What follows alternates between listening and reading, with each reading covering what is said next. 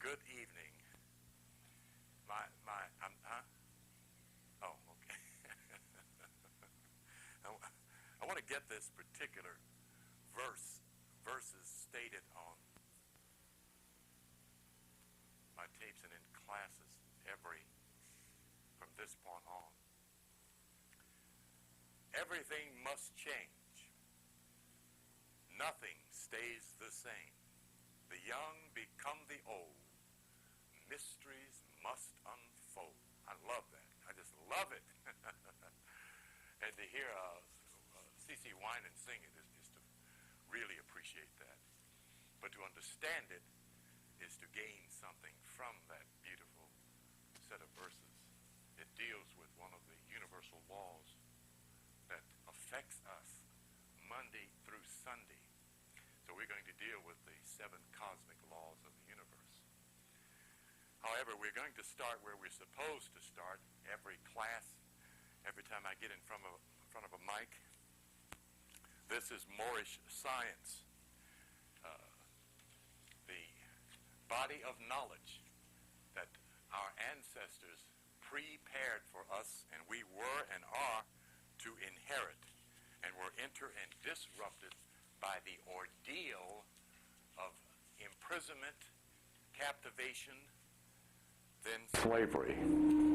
A set of circumstances, not your records of the past. As I spoke before, it is not your history.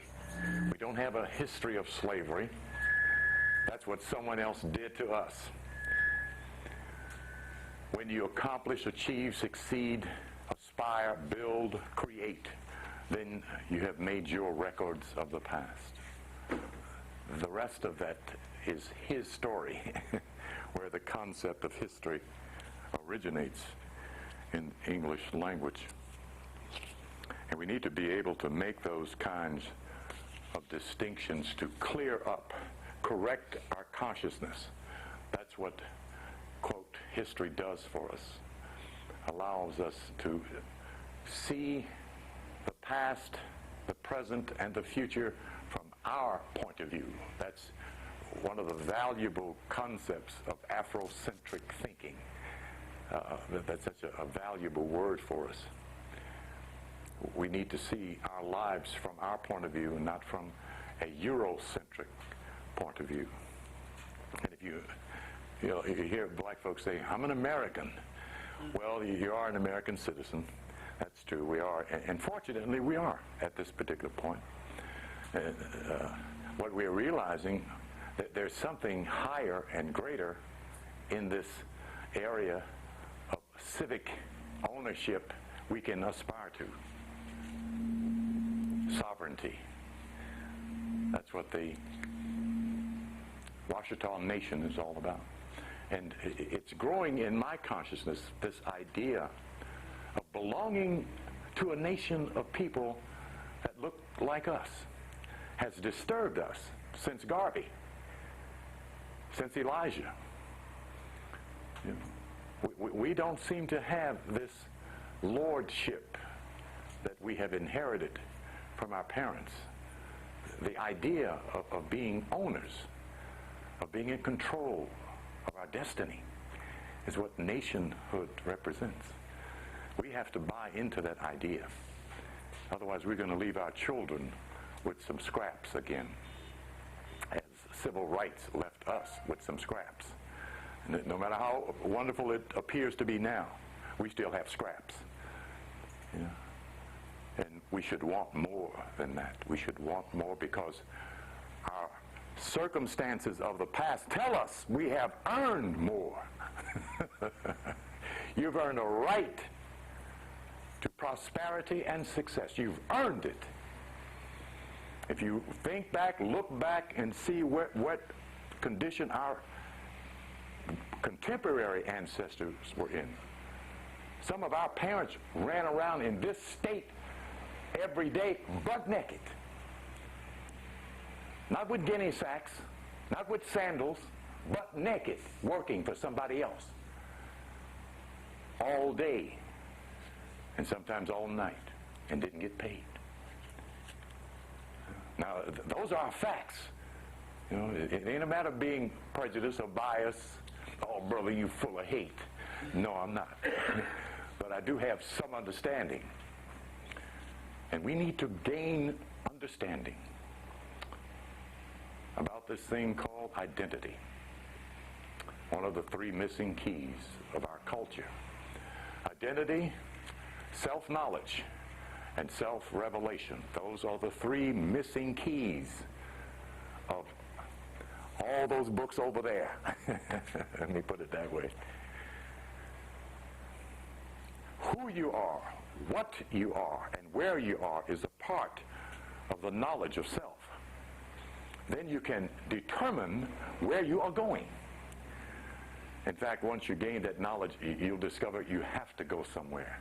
You can't keep Monday to Monday work a week in a circle. Your soul won't let you. Let me put it that way. So we're going to deal with the concepts that we entered into last week and only briefly underlined.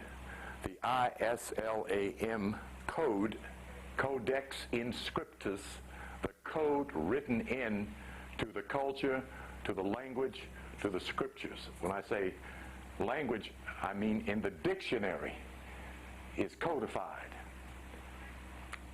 Not the code broken down, but the language of Codex Inscriptus is in the dictionary. Because a master mason is the lexicographic author of the American dictionary called Webster's. Okay? Noah Daniel Webster was a Grand Master Mason sent here from Europe as a part of that group that became, quote, the founding fathers of those United States in the Americas. He's among that group. So they knew what they were doing. What we didn't know, what our parents didn't know, is they were doing it with our knowledge that they had inherited in Europe. As you reach in further into both Moorish science, Moorish history, and Masonic lore, they don't give you the key that it's a science. You'll discover this parallel sameness about Masonry and Moorish knowledge. This is not religion. Those are English letters. Okay? You won't find this on the cover of the Quran. You'll find Arabic on the cover of Quran. Okay, so we discover this is a code adopted by the Masonic order as gained from the use of what is called Kabbalistic writing, to write a statement of truth or knowledge in a secret manner. That's a part of the code written in that is a part of Kabbalistic knowledge. Keys for hiding, maintaining, preserving ancient knowledge. I, self, law, and master is the meaning of ISLAM. The crescent and the star in its configuration represents the moon is Cancer. Who is who in the zodiac, my brother? Come on now, come on with it. Thank you. And the star is who? Man first. The five-pointed star in this given position here represents the sun. And you see the concept there of, again, the Codex Inscriptus, the Mason, mother and son, the order of mother and son. This concept here on a flag is not Arabic, it is not Islamic, it is not Quranic. Islam does not have any symbols. They consider symbology as idolatry, astaghfirullah, forbidden by Allah. Why we know it does not belong to Islam. in understanding that much of it. When we look back further, we see this crescent and star was a banner flown by your ancestors in Europe. Okay. A standard is a representation of authority and power. Okay? All right. The moon is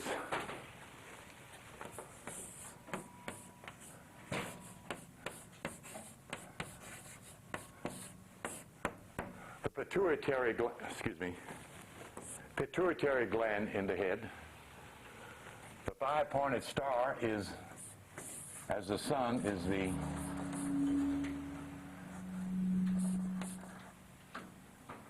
P-I-E-N. Will somebody tell me how to spell penal? Pinel. P-I-N-E-E-A-L. Thank you. Okay.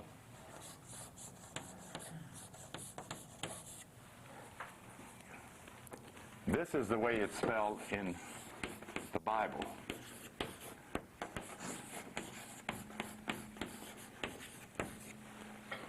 Same word. Genesis chapter 42. We'll get to that later on. But right now I want to explain these symbols here. The pineal and the pituitary gland are your feminine and masculine glands or principles in your brain. Those two faculties are part of what is meant by the marriage in the scriptures that Jesus attended.